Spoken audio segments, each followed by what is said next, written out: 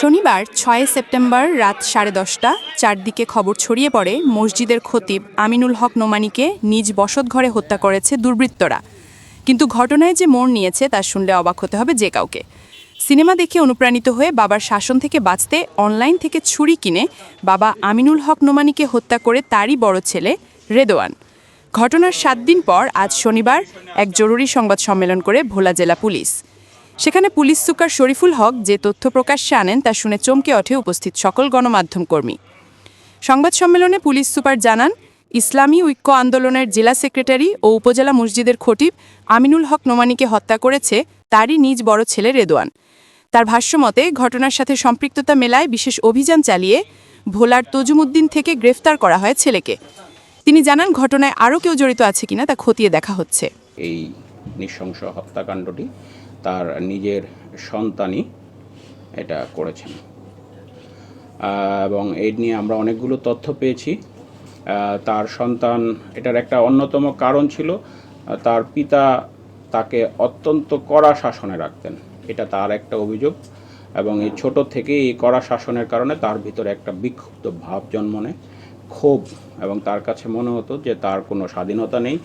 সে তার পিতার মতো তার সন্তান অত্যন্ত মেধাবী ছাত্র, সে ক্লাসে ফার্স্ট হতো, তারপরেও তার কোনো স্বাধীনতা ছিল না, তাকে প্রচণ্ড মারধর করতো, এরকম তার অভিযোগ।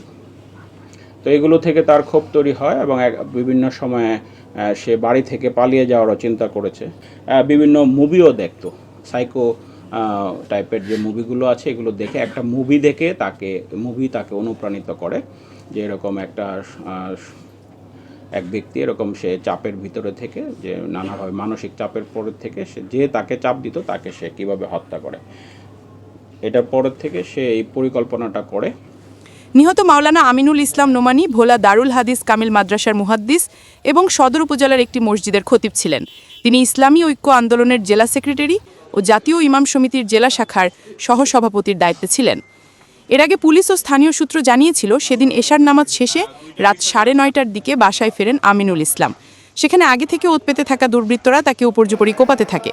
গুরুতর আহত অবস্থায় তাকে উদ্ধার করে ভোলা 250 শয্যা বিশিষ্ট হাসপাতালে নেওয়া হলে চিকিৎসক মৃত ঘোষণা করেন।